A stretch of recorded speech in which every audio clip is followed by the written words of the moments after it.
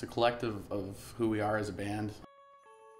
Everything that Joe and I have been working on for the last probably even 5 years, collectively since we've been playing on, it's like the best of our stuff. If anything's gonna stick, it'll be this.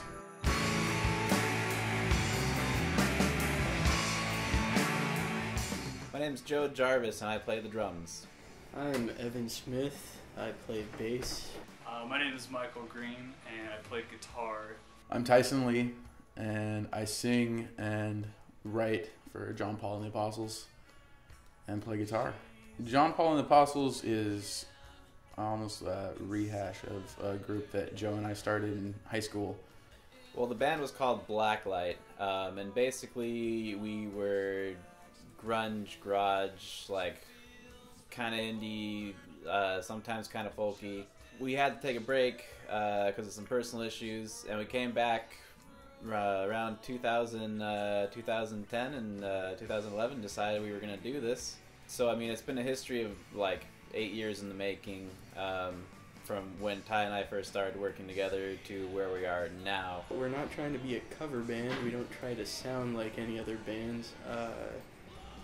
It's not a real mainstream thing. We're not trying to go real mainstream, but it's still very accessible. Musically, I think what sets us apart is that all of us have different influences. All of us come in with our influences and put it in a giant melting pot.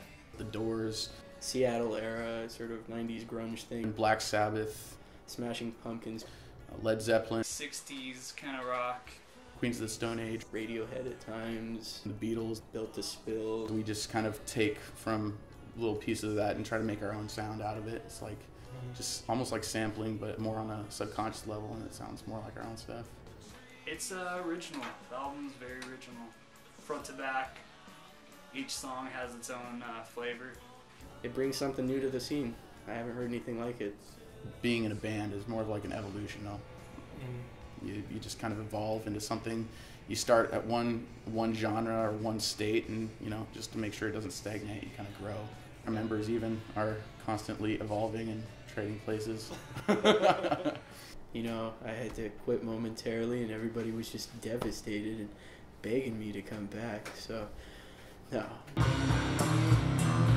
The first album is obviously important because it is your product, it is you, it is the culmination of everything that you worked for. I mean, it's a product that has come out of like a very personal place for everyone. We've worked with Chip Butters, who is a renowned studio engineer and producer, and he's really helped us polish this and make it sound really good.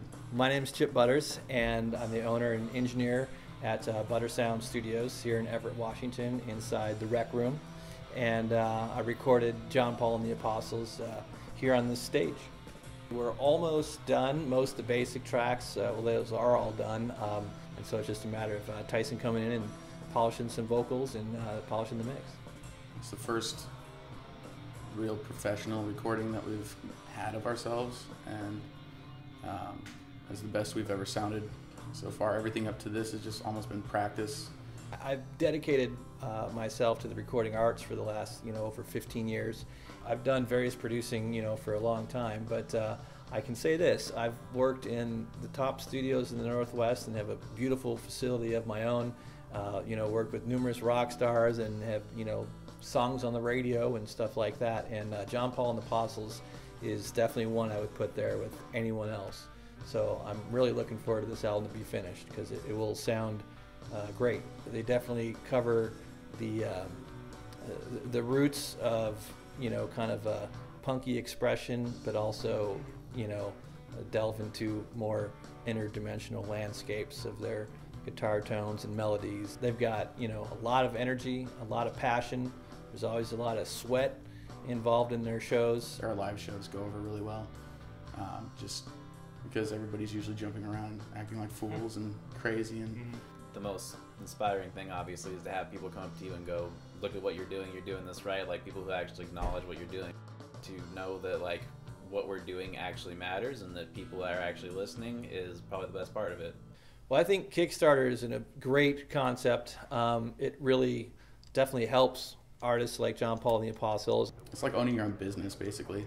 You have to be very invested physically, mentally, and whether you have a job where you work 40 hours a week or a job where you work 20 hours a week, all your free time is usually spent on doing stuff for your group, for your business. When you're an independent musician, it is impossible to fund yourself. You know, we work full-time jobs and we have bills that we have to pay, and there's never enough money to go around. And the unfortunate thing about being a musician is it's spendy. This campaign is extremely important for them. They've put a lot of time, energy, and their own money into it so far, and I've gone above and beyond that as well. So what they're looking from Kickstarter, from friends and family, is something to ensure that what they have is the best they can do, the best I can do. You pay more to be a musician than you ever make. We're desperately broke. Everybody needs a little help and a hand up, and this is us just putting ourselves out there and saying, hey, if you can, donate, help us out. We won't disappoint. We're just hoping that people like what they hear, like what they see, and are willing to, help us out a little bit, and hopefully we can give that back in the form of music. This band works their ass off. They're going to get their money's worth. It's going to be a great album.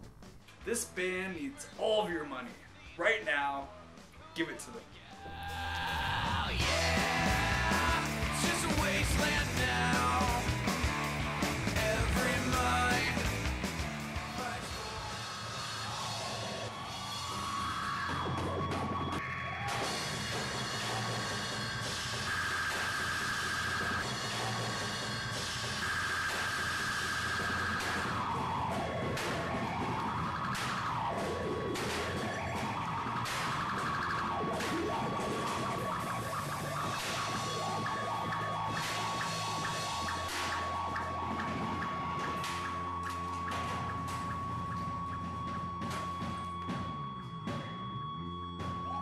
Thank you. We're John Paul and the Apostles.